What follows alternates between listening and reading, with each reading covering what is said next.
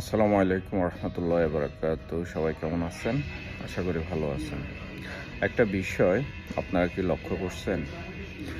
গত 15 বছর 16 বছর যাবৎ স্বৈরাচার শেখ হাসিনা ক্ষমতায় ছিল তার স্বৈরাচারিত্ব বজায় রেখে, কিন্তু এই শেখ হাসিনা স্বৈরাচারকে ক্ষমতায় টিকে থাকার জন্য শুধুই কি আওয়ামী লীগ, ইন্ডিয়া তার অঙ্গ সংগঠন কাজ করছে?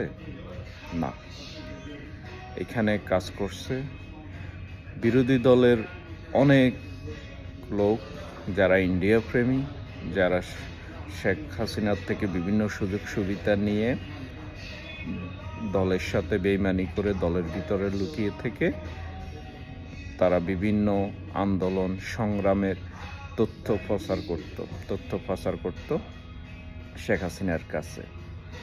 তো ওই সময় আসছে, ওই সমস্ত কালপ্রিট যেই দলে লুকিয়ে থাকুক, যেইখানেই লুকিয়ে থাকুক, তাদেরকে ধরার, প্রত্যেকটা দলের ভিতরে যে লোকগুলা কালপ্রিট ছিল এগুলাকে শনাক্ত করে দলের সিদ্ধান্ত অনুযায়ী এদেরকে আইনের আওতায় তুলে দেওয়া। আর আরেকটা বিষয়, আপনারা কি সেটা ফলো করছেন? ঈদের পরে আন্দোলন হবে, রোজার পরে আন্দোলন হবে, কোরবানের পরে আন্দোলন হবে, পরীক্ষার পরে আন্দোলন হবে, শীতের পরে আন্দোলন হবে, গরমের আগে আন্দোলন হবে, গরমের পরে আন্দোলন হবে, ঘুমানে যাওয়ার আগে আন্দোলন হবে, ঘুমানে যাওয়ার পরে আন্দোলন হবে। এই বিষয়গুলা অতিরঞ্জিত। এইভাবে করতে করতে করতে করতে শেখ হাসিনাকে 15 বছর ক্ষমতায় রেখে কে সহযোগিতা করছে? এগুলো তো একটা সহযোগিতা। আচ্ছা দেখেন, ছাত্র আন্দোলনের যখন লং মার্চ টু ঢাকা, তখন কি হয়েছিল? 6 তারিখে ছিল আগস্টের, সেটাকে একদিন বাদ দিয়ে 5 তারিখে নিয়ে আসা হয়েছে। দেখেন, আল্লাহর হুকুমে, আল্লাহর দয়ায় সে আন্দোলন সাকসেস হয়ে বাংলাদেশ স্বাধীন হলো, স্বৈরাচার মুক্ত হলো। কিন্তু যারা মাঠে ময়দানে আন্দোলন সংগ্রামে ছিল, সাধারণ মানুষ, কর্মী, সমর্থক, তারা জান প্রাণ দিয়ে চাইছে এখনই কোনো একটা বড় ধরনের আন্দোলনের ঘোষণা আসুক, এখনই কোনো ধরনের অভ্যুত্থানের ঘোষণা আসুক, এখনই ঢাকা অবরোধ, এখনই বিভিন্ন কর্মকাণ্ড নিয়ে নেতৃবৃন্দদেরকে সবসময় জন আকাঙ্ক্ষা ছিল, কর্মী সমর্থক সাধারণ মানুষের জন আকাঙ্ক্ষা ছিল।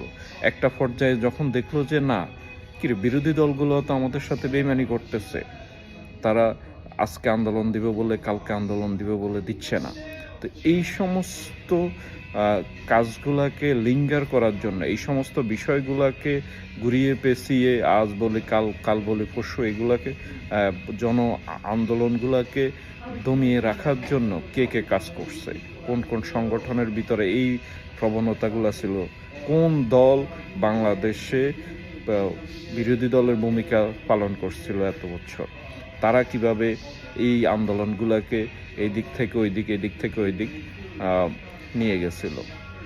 দেখেন, একবার স্পষ্ট প্রমাণ, 6 তারিখে ঢাকা ঘেরাও আন্দোলনকে, ঢাকা টু লং মার্চ যে নামে ডাকেন, সেটাকে 5 তারিখে নিয়ে আসছে, আল্লাহর হুকুমে সেটা সাকসেসফুল হলো।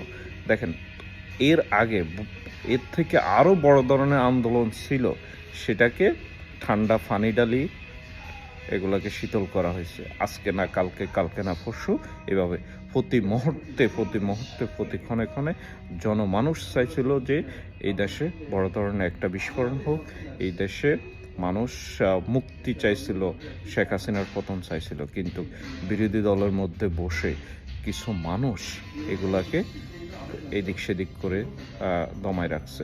শুধু যে শেখ হাসিনা দায়ী 15 বছরের স্বৈরাচারের জন্য না, আমি মনে করি এর সাথে দায়ী বিরোধী দলের অনেক লোক। আমি সরাসরি কোনো দলকে অবজেকশন করতেছি না, কিন্তু এই বিভিন্ন দলের ভিতরে লুকিয়ে থাকা যারা নেতৃস্থানীয় লোক ছিল, এরা সবাই দায়ী।